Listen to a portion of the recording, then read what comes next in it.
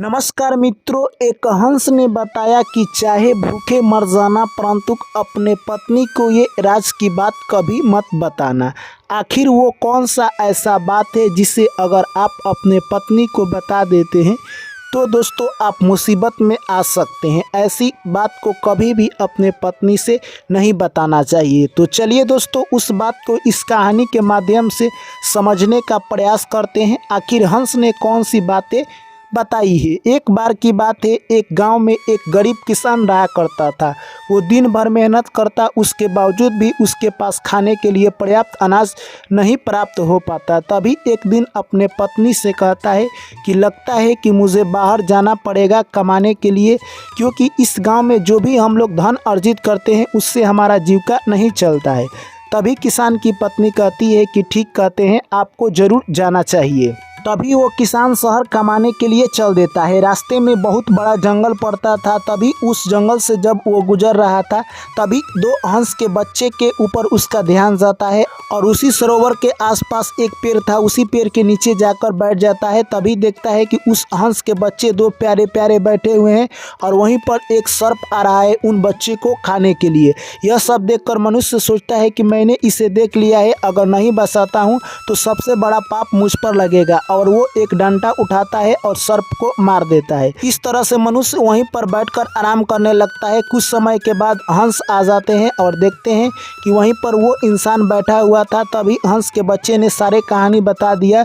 उसके बाद हंस कहते हैं कि ये मनुष्य हमारे बच्चे के रक्षक बने हैं, इसलिए हम लोगों को इनको मदद करना चाहिए। हंस कहता है कि हे मनुष्य, आप कहाँ जा रहे हैं। तभी वो किसान कहता है कि मैं एक गरीब किसान हूँ और मैं शहर जा रहा हूँ कमाने के लिए।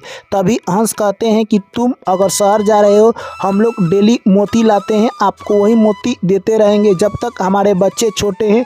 आप उनका सेवा कीजिए और देखभाल ऐसे ही करते रहिए। अब किसान वहीं पर आने लगा और डेली हंस के बच्चे को देखा करता था, और शाम को जब भी वो लोग दाना चुगकर आते थे हंस कुछ मोती के टुकड़े लेकर आते थे। इस तरह से किसान बहुत सारा मोती इकट्ठा करते गया, और कुछ समय जब व्यतीत हो जाते हैं, जब हंस के बच्चे बड़े हो जाते हैं, तब वहाँ से दोस्तों यानी कहे तो अब वो जाने का प्लान बना रहा था।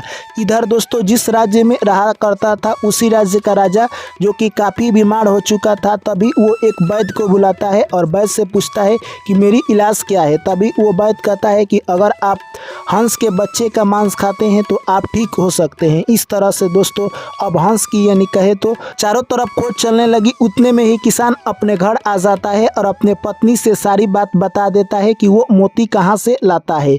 इस तरह से उसकी पत्नी काफ़ी खुश हो जाती है और राज दरबार में यह बात की घोषणा कर दी जाती है कि जो भी व्यक्ति हंस को बताएगा उसे बहुत सारा इनाम दिया जाएगा।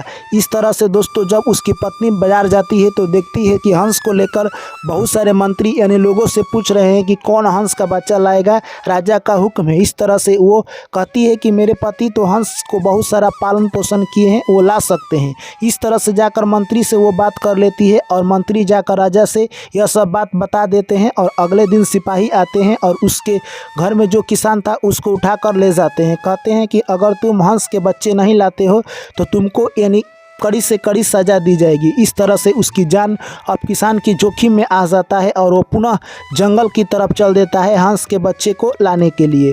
हंस देखता है तो सोचता है कि ये किसान आ रहा है, मेरे बच्चे को ज़रूर लेकर जाएगा। तभी हंस कहता है कि कौन उसके साथ जाने के लिए तैयार है। तभी हंस के बच्चे कहते हैं कि हम लोगों को ज़रूर जाना चाहिए, क्योंकि किसान हमारी जान की रक्षा किया है और उसके ऊपर मुसीबत आया है तो हम लोगों को भी जाना चाहिए। इस तरह से जैसे ही किसान हंस के पास जाता है, अपनी सारी कहानी सुना देता है, उसमें से एक हंस का बच्चा लेता है और वहाँ से चल देता है। राज दरबार में जाता है और हंस का बच्चा यानी कहे तो दे देता है राजा को, और उसकी जान बच जाती है और वहाँ से घर चला आता है। हंस का बच्चा एक पिंजरा में बंद कर दिया जाता है। उस हंस के बच्चे के साथ राजा का लड़का खेलने लगता है और उस पिंजरा को खोल देता है। मौका मिलते ही हंस रातों रात कहे तो वहाँ से भाग जाता है। इस तरह से अगले दिन जब सुबह जानकारी मिलती है राजा को कि आखिरकार हंस के बच्चे को उनके लड़के ने पिंजरा से खोल दिया, राजा हुक्म देते हैं कि हमारे लड़के को राज्य से बाहर निकाल दिया जाए। जी हाँ दोस्तों, आपको बता दें वो लड़का 8 से 10 बरस का था, जो कि हंस से खेलना काफ़ी उसको अच्छा लगता था। राजा के हुक्म के कारण उस लड़के को राज्य से बाहर निकाल दिया जाता है और उस जंगल में जाकर बैठा हुआ था। तभी वहाँ पर हंस आता है और उस हंस को देखकर वो लड़का समझ जाता है कि इसी हंस के कारण हमारे पिता ने हमको राज्य से निकाल दिया है। तभी वो हंस कहता है कि मैं तुम्हारी मदद कर सकता हूँ। उस हंस ने उस लड़के को लेकर दूसरे यानी कहे तो सरोवर के पास जाता है, जहाँ पर एक बहुत बड़ी सी गार्डन थी। उसी गार्डन में अब वो लड़का रहने लगा और हंस उसकी मदद करने लगा। डेली वो दोनों शाम को घूमने के लिए जाया करते हैं और एक दिन की बात है, तभी उसकी नज़र एक राजकुमारी पर पड़ती है। राजकुमारी आती है और उस राजकुमार का परिचय लेती है और दोनों आपस में मिलकर रहने लगते हैं। इस तरह से दिन व्यतीत होने लगे। तभी हंस कहता है कि हम लोगों को इस जगह से दूसरे जगह चलना चाहिए। वो राजकुमारी अपने घर को ले जाती है उस राजकुमार से और अपने पिता से शादी का प्रस्ताव रखती है, परंतु उसके पिता मंजूर नहीं करते हैं। दोनों वहाँ से यानी कहे तो उसी जंगल में पुनः चले जाते हैं और अपना दिन व्यतीत करने लगते हैं। ऐसे ही समय निकलता गया और एक दिन की बात है, दोनों शादी कर लेते हैं और उसके बाद वो दोनों वापस आने को सोच रहे थे। तभी हंस का पंख यानी टूट जाता है और हंस कहता है कि मैं वापस नहीं जा सकता हूँ, तुम लोग वापस चलो, हम तुमसे फिर आगे चलकर मिलते हैं। दोनों राजकुमार और राजकुमारी नदी पार कर रहे थे एक नाव से। तभी नाव अचानक उस नदी में डूब जाती है और राजकुमार और राजकुमारी दोनों बिछड़ जाते हैं। एक जगह पर जग हो रहा था जहाँ पर दोनों यानी आकर खाना खा रहे थे। तभी कुछ दिनों के बाद हंस वहीं पर वापस आता है और उस राजकुमारी को देखकर पहचान जाता है। राजकुमारी भी हंस को देखकर पहचान जाती है। इस तरह से वो हंस कहता है कि राजकुमार यहीं पर है और राजकुमारी यहीं पर है। दोनों का मिलान कराता है और पुनः लेकर उस राजा के पास जाता है। राजा अपने पुत्र को देखकर काफ़ी खुश होते हैं और उसे माफ़ कर देते हैं।